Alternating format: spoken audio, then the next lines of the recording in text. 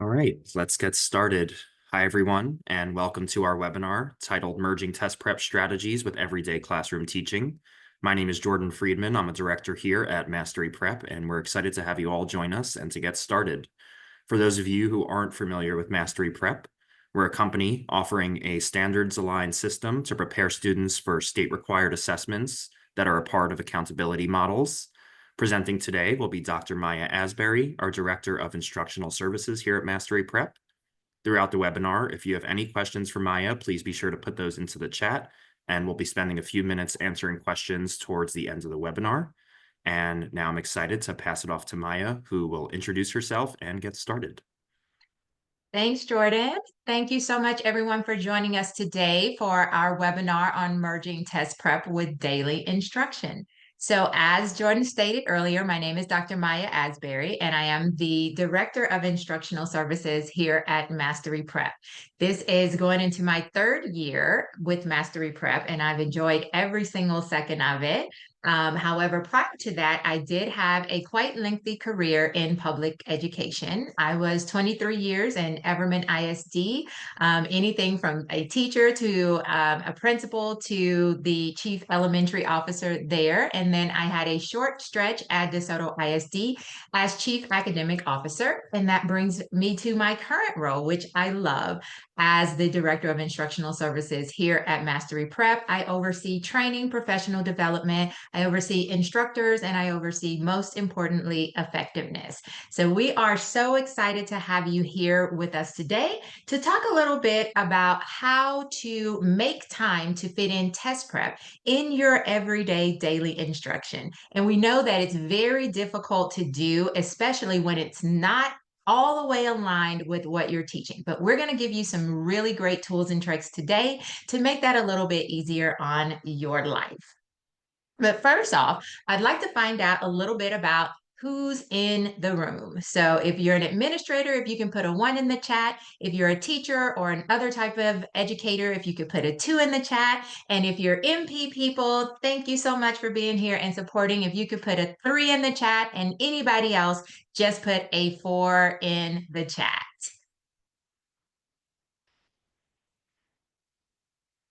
All right, all right. We got some others. We got some MP people. Thank you guys so much for being here. And we do have some administrators and teachers. I love that. So it's going to be a great crowd today. I just like to know who is all in the room. That way I can kind of frame it so that I make sure that you are getting the most out of the webinar. So let's go ahead and jump in. So again, welcome. We want to talk a little bit about what our goal is going to be here today, just so you understand the structure of how the webinar is going to be laid out. We are here to equip educators and leaders with just a few actionable strategies to integrate college readiness test prep into daily instruction. So again, these are going to be strategies that work specifically for your ACT, your SAT, or your TSIE2 type of assessments. How do you commingle those? How do you integrate those into your general classroom? That's going to be our focus for today. So we're going to jump right in with a big question. How many of you find it difficult to fit in or integrate test prep for college readiness along with the general curriculum? And if you're not a classroom teacher or an administrator, how do you think that you would find it difficult to integrate? So go ahead and throw those answers in the chat. Yes, I find it difficult. Oh, no, I've mastered it and I focus in on college readiness every single day. So go ahead and throw those answers in the chat and let's see how people are feeling out there just about test prep. All right, so Rebecca says, yes, it is difficult. Very difficult, says Amanda. Thank you so much. That is what we feel too, that it's very difficult. When we're working with teachers and districts, we have found that our number one question is that how am I supposed to fit this in? I have 45 minutes. I have 50 minutes. I have all of these skills and standards that I need to teach outside of this. So I do find it difficult. Thank you, Stephanie. Sherelle says she has not mastered it, but she also does not find it difficult. I love that. I love that. So you found some tips and tools to use already. But there are several of us who do find it to be a little bit difficult to integrate those skills. And that is why we wanted to do this type of webinar and target some of those strategies that we use at Mastery Prep and share those with you guys to make it a little bit easier. So first off, why would we even want to do this? What is the purpose of merging your test prep with your daily instruction? We want to enhance and not interrupt your instruction. You guys have things that you have to focus on for EOC and for all other things that you have to teach, and we want to make it a little bit easier. We want it to enhance your instruction and bring something that you can use across the board. We also think that it's going to align with college and career readiness. So this is something that's very important for your students, even if you don't have a specific ACT or SAT class. It needs to be aligned with those college and career readiness skills. And also it's going to lead to greater retention and skill transfer. So your students are going to be able to retain information a little bit better and also transfer the skills that they've learned. So jumping right in, because we have a little short of time, we're short of time and we have a lot of information. So I feel a little bit like the pastor yesterday who just asked us for a little bit, 5 or 10 extra minutes, but we're going to try to keep it moving. So remember, if you have questions, go ahead and throw those in the chat because we don't want to miss you. But I am going to be moving a little bit quickly so that I can cover a lot of different things with you. So here at Mastery Prep, we use what's called the Mastery Prep Pyramid. And this is how we prep students for test mastery. So it's based on 3 pillars: time mastery, test mastery, and content mastery. And the reason that I'm focusing on the Mastery Prep Pyramid today is because this is also how I framed the information and the content for this webinar. So we're going to break it down as such. How do we prep our students for time mastery? How do we prep them for test mastery using testing strategies? And then what is going to be our best approach for integrating content that is focused on college readiness skills? So keep this Mastery Prep Pyramid in mind as we move through our information for today. So my first thing that I wanted to share with the audience today was that you need to build a structure. You need to have an approach to how you're going to do this. If you're a school administrator, this also is very important for you. What does your structure look like when you're thinking about how to integrate and target those college readiness skills in general ed classrooms? So the first thing I want to talk about is having a calendar and or a schedule. So in your general scope and sequence, there are many of the same skills that align with our college readiness skills for SAT, ACT, and TSIA2. Now, again, here at Mastery Prep, we can help you get that alignment, but also this is something you can do on your own. Those standards, those college readiness standards that are tested on ACT and SAT are public. So you can Google them and find out, and then create your own alignment of when is the best time to introduce those tools. So you want to plan ahead with how your test prep calendar is going to look.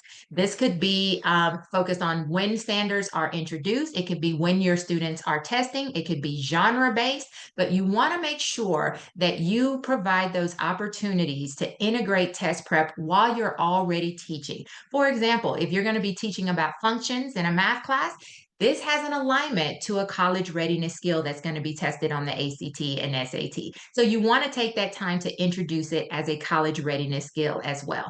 Same for many of the English and reading skills: author's purpose, word meaning, inference. All are also college readiness skills. But we want to plan ahead so that we're not caught off guard of when we're going to teach each skill to our students. The second thing is to do what we call have micro practices. So here at Mastery Prep, we have introduced something called the micro practice. And it's called the practice intentionally, not a lesson or an assessment, because it's just a natural opportunity to incorporate test prep strategies. It's very small practices that you can use in response to specific situations in your classroom. Let me give you an example. Let's say your students continue to leave answers blank on assessments because they don't know how to solve the problem, or they're just insecure on how to answer that challenging of a problem. So when we look at a micro practice for that, we want to focus in on this is a great opportunity to talk about something that we say at Mastery Prep all the time: never leave answers blank. Now, why is that? Because in a general classroom or with generalized content, when students get the answer incorrect, it counts against them.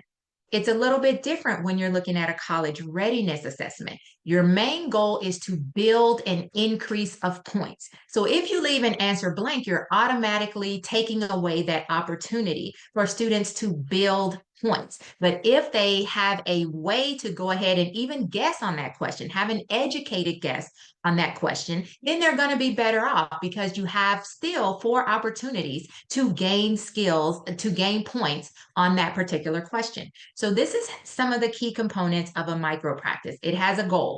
You want to tell students the point and benefit of the micro practice. I've noticed that a lot of you are leaving answers blank. This creates a great opportunity for us to discuss the SAT and ACT test and why we shouldn't do that. The second part of a micro practice is to pick your moment.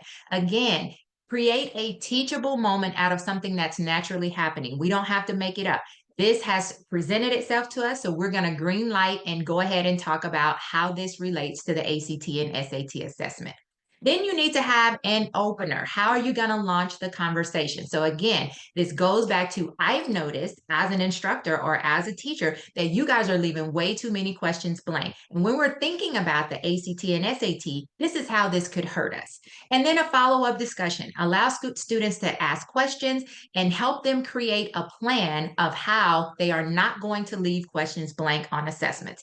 This will not only help with the college readiness assessments, but it will also help with tests in your room because you do want students to make an attempt and not leave questions blank. So that's just one way that you can structure your test prep is to use micro practices. And the third way is to use mini lessons.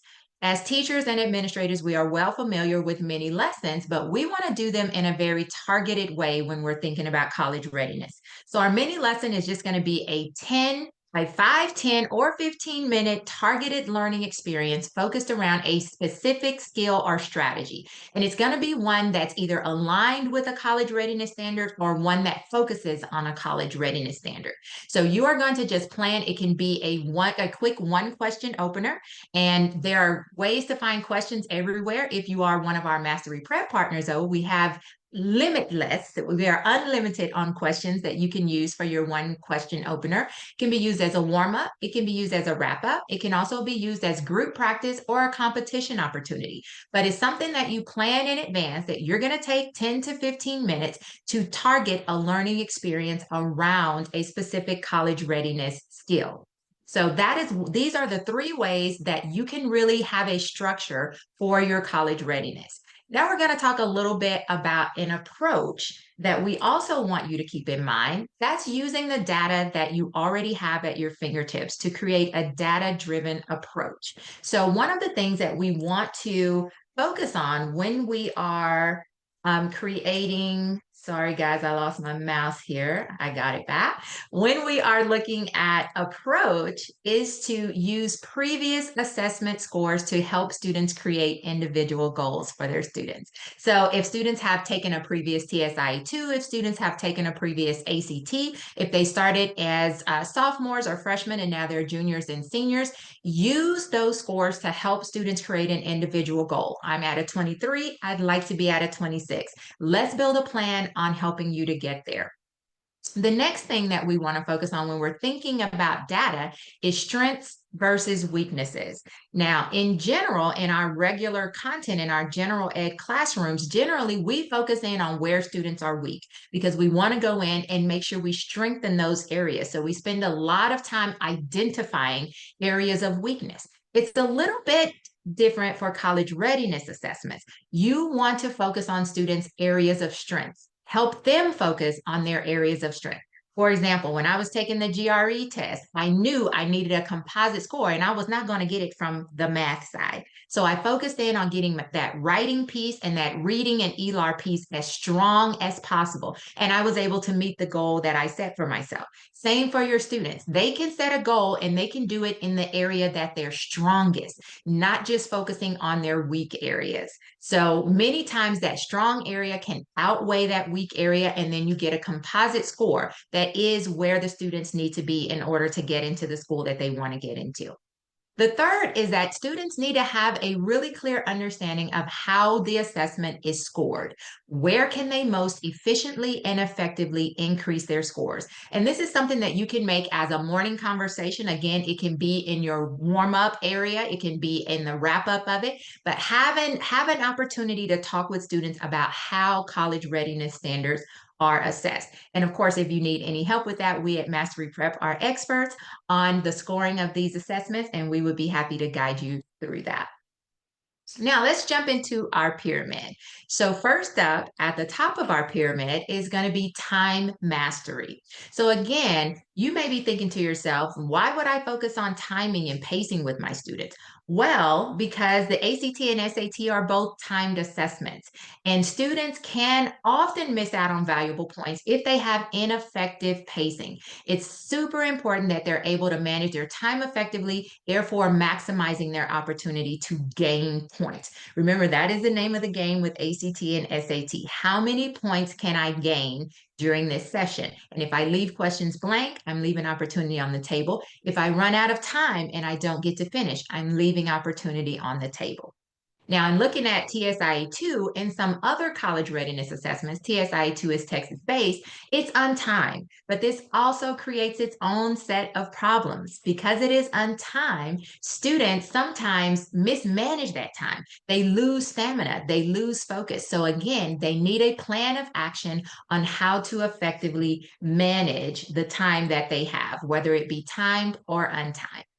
All right, so I've talked a lot. Let's pause for a quick audience question. So, you guys out there in the audience, how have you intentionally implemented strategies that will help your students manage their time and pacing during assessment?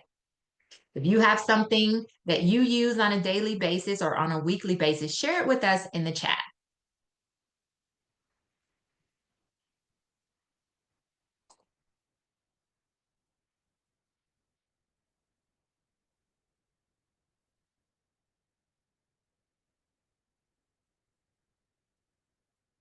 Anybody out there in the chat have anything, any way that they approach time management? There's one in particular that I know a lot of schools do use. And if I don't get where I'm looking for, I'll tell you what it is. Okay, I'm seeing some do nows. That's perfect. I have worked with bell ringers. That's also another one. So bell ringers, do now. This is a way to help students manage time. Another way that a lot of people use to just manage time is using timers. Putting students on a timer, not allowing unlimited time when they're giving students things to do. Thank you so much for that. So that leads us to what we want to discuss as far as timing. Do you use a timer? How is that effective? Do students have the ability to know how much time is needed on each question? Well, we're going to jump right into some time management strategies that we use here at Mastery Prep. And we're going to talk about these one at a time. But the first one that we're going to address is a strategy that we use all the time called mark and move. It's a fancy way of saying don't get caught up on a question that may take too long or is too challenging for you. But this, believe it or not, takes training. Students have to be trained to utilize their time to identify those questions that can either be answered quickly or strategized through.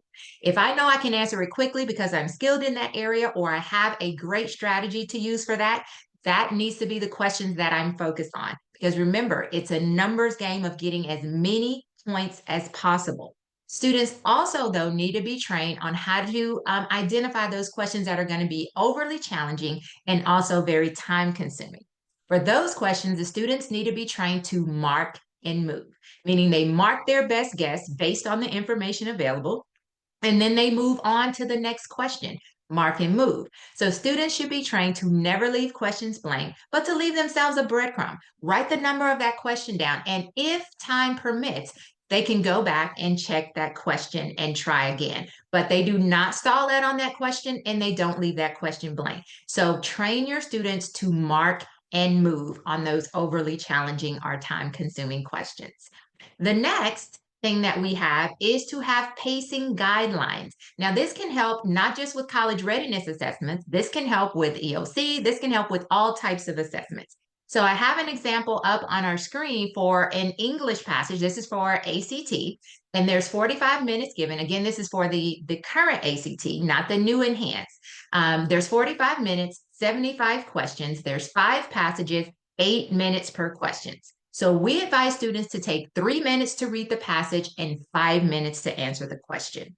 And how do we know that they start to do that? We practice it. We practice on a daily basis. When you're giving a little test or something like that, you say, reminder, you have 8 minutes per passage. And the way for students to practice it without pressurizing themselves is to don't even worry about whether they get it correct or not. The key is to practice timing and pacing. So it's 8 minutes per passage, 3 minutes for reading, and 5 minutes for questions. I'm going to go around and see how much you were able to do with using your pacing strategy. And then students get used to it and they will use it on the actual assessment. The last thing is to use mini tests. You heard me allude to it a second ago. Providing those opportunities for students to practice on a short 5 to 10 question assessment that not only focuses on getting the answers correct, but practicing the appropriate pacing per question. So again, you're going to give a little short test that has these same skills on there, but you're going to focus on how students are pacing themselves. And when you get ready to review, you're not going to review the entire mini test, even if it's only 5 questions. You're going to focus in on 1 or 2 key questions that focus in on how to use timing effectively and use what we call at Mastery Prep, the strategy cycle. So I'm going to tell you quickly how the strategy cycle works so that you can use it in your classroom. You introduce a strategy, say the strategy is something we call plug and chug. That's where you plug in a number for a missing variable. We're going to use plug and chug. So this is our strategy. Then part 2, we're going to model that test application. We're going to show that one question where we can use plug and chug, and we're going to model it along with our students while asking them questions, checks for understandings, and looking for proof of learning. Then we're going to model the process of elimination. We're going to go automatically to, so now that we've plug and chug, which answer choices can we get rid of? At the end of it, we're going to close the strategy cycle. Everybody at Mastery Prep is well versed in closing the strategy cycle. It's a repetitive reinforcement. So we say to our students, when you see this type of question on the ACT, you're not going to panic. What are you going to do? We're going to plug and chug. That's how you close the strategy cycle. So you do this on a daily or a weekly basis with your students until they get into the habit of managing their time, and you're using mini tests to focus in on that particular strategy and how to move quickly through a question. All right. I know that was a lot, but that is time mastery. Now we're going to move on to test mastery. Again, I told you there was a lot of content to cover, so I hope you're gaining something from this. So test mastery, again, why is it critical? Why is it critical to teach testing strategies outside of teaching content? We're hired to teach content. We teach students how to read, write, do arithmetic. We also have to teach them how to take a test. And I'll tell you something that I've learned since being at Mastery Prep. Test taking is a life skill. There's almost no job in the world that you can get without having to take some type of assessment. So it's critical that students have a good grasp of content, but also that they have those basic test taking skills to effectively navigate through a test. So we're going to talk about why test mastery how it can effectively help students. So first of all, it can help them avoid trap answers. Secondly, it can help them to eliminate poor choices. And thirdly, they know the test structure so they can leverage that test structure to help them do better on the test.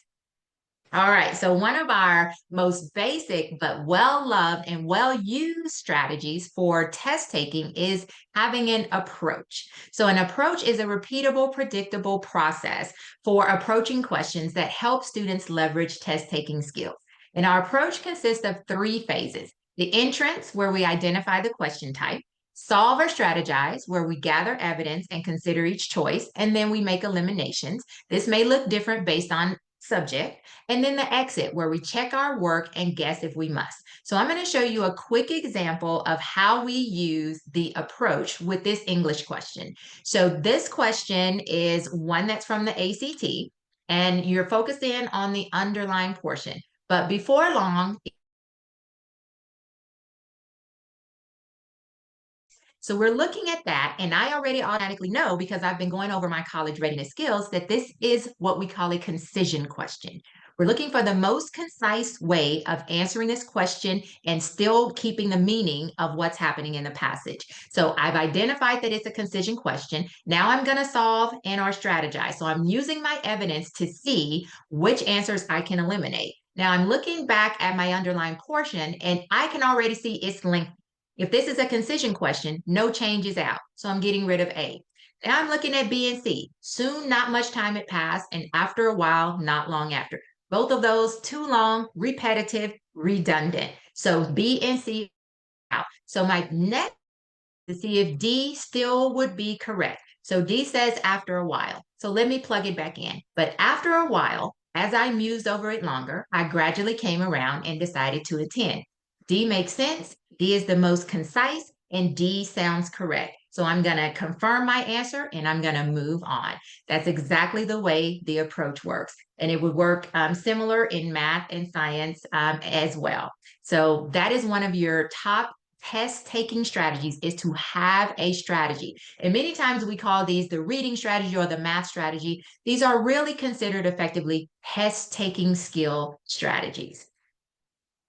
So the next one is my personal favorite. It's really changed how I approach test taking with any student. It's using the process of elimination. You just saw me do it. Instead of focusing in on whether D was correct on that answer, I focus on the ones that weren't correct.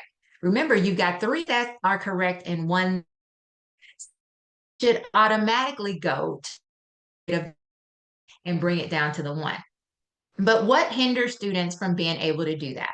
We have something that is called falsification versus confirmation bias. We don't want students doing confirmation bias. That is attempting to prove an answer correct. So I always implement in my classes, there's no defense.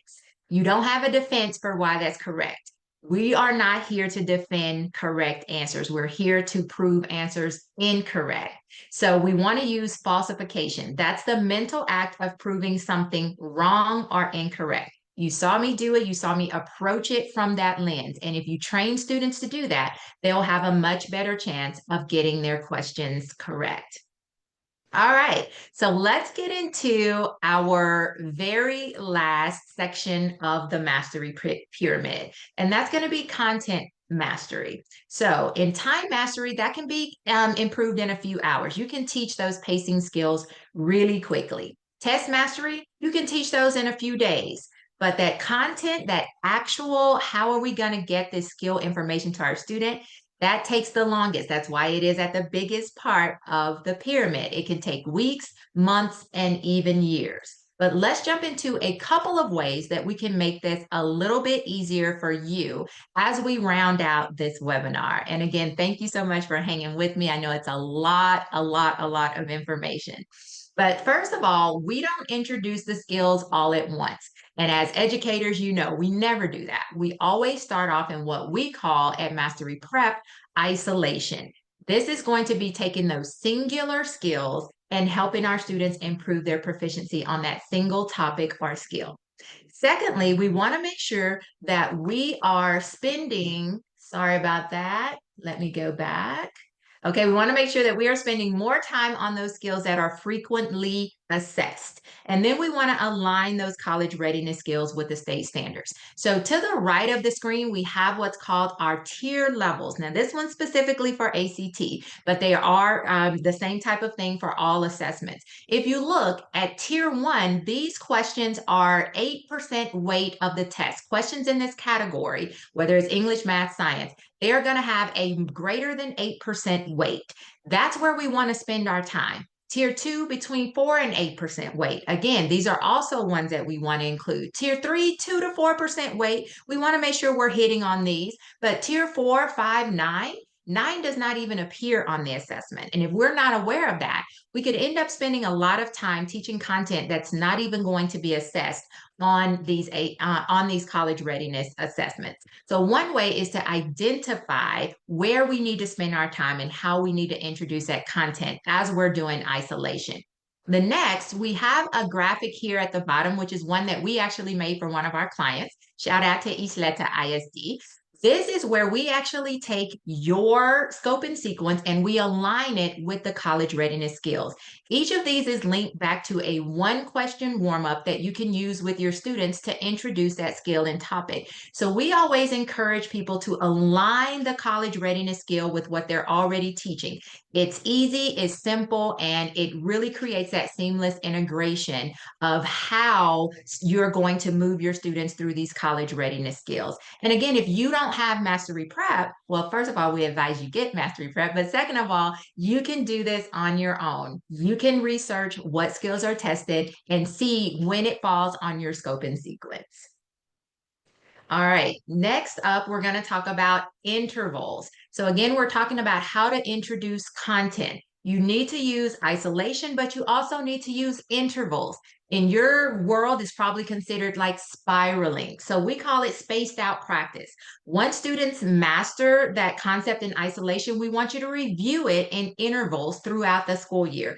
And again, spending more time on what is already going to be frequently assessed. So I always advise creating a schedule to do this. When are you going to reintroduce those previously taught topics? So we have some examples for you that can be cute. You can do Memory Mondays, Targeted Tuesdays, Way Back Wednesdays, Throwback Thursdays, or Flashback Fridays. Why I advise creating a day for this so students know it's coming. You already know today we're going to go back and focus on revising and editing our sentence formation or concision and development. So you're already prepared. And then it keeps a system going where students are training themselves. Even if they're not interested in training themselves, they are going to mentally train themselves with what they need to know for these college readiness assessments. Now, before we jump into Ready to Learn, I just want to say that isolation and intervals are two ways that we focus in at Mastery Prep, but we also have interleaving, which is making sure you do mix skills. So you don't just keep it in isolation, you eventually want to do interleaving, and then integration, which we're talking a lot about today, just integrating that and having students take, more full assessments and integrating that into your general curriculum for your school. So that is pretty much the coverage of our content today. And we did want to just take a moment to talk about if any of you are ready to learn more. This is what we do here at Mastery Prep. Similar to what you're seeing me do today, except for a lot slower and probably a lot more intentional. We will send you someone to do in-person or virtual PD around all of the things that we talked about today. Everything that we focus on today is directly from one of our professional development sessions. So we offer a dynamic mix of activities, guided instructions. We have your teachers model teach with us. We have them do hands-on practice, and we try to make it really effective and engaging for your teachers.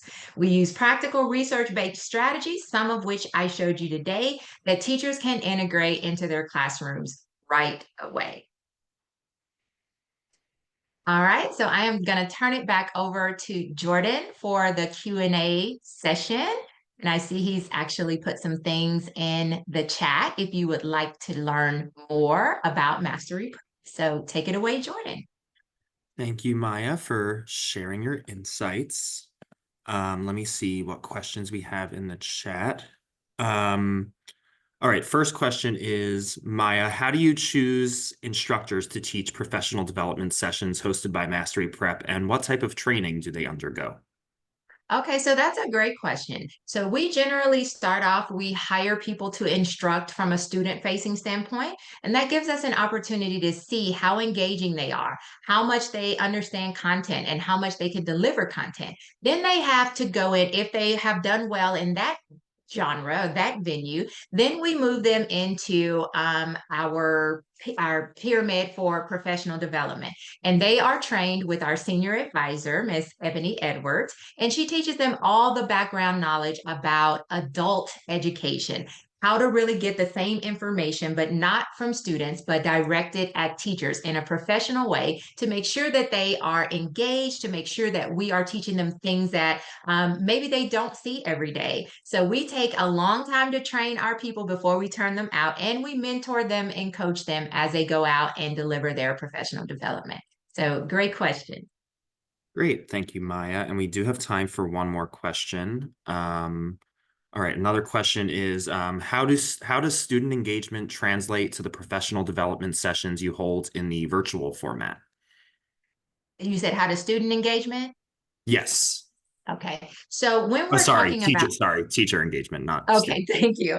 So, how does teacher engagement translate? Just the same way as you see me doing today. We like to stop, we like to engage the chat. And of course, generally, we want to have a PD session that's 2 to 3 hours and not 45 minutes. So, it's been a little bit harder for me to engage the chat, but we like to use polls. We like to have the teachers talk back to us. We like to engage them in the process. We like to think of our professional development sessions as more of a collaboration, not just a sit and get instruction. We want to provide opportunities for them to practice. We use the rooms where we put people in to practice with each other and to model with each other. And really, we want to make sure that they're engaged and doing something the entire time that we're doing our professional development, especially if it's virtually. Great. Thank you, Maya, again for your insights. And I think that's all the questions we have today. I've also added some links, as Maya said, to more information about Mastery Prep Professional Development in the chat, including professional development for the new ACT, with changes taking effect next spring for school and district test administrations. On each webpage, you can fill out the contact form to contact Mastery Prep directly. We'll also be sharing the webinar recording via email in the next few days for easy access. And in the meantime, feel free to visit our website to learn more about our professional development offerings for teachers. Each session is taught, as Maya said, either in person or online by a Mastery Prep trained instructor who will provide your staff with all the support they need. Also, be sure to check out our blog and follow us on LinkedIn for company updates and information about standardized testing and test prep. Thank you again, everyone, for joining, and have a great rest of your day. Thanks. Thank you. Have a great day.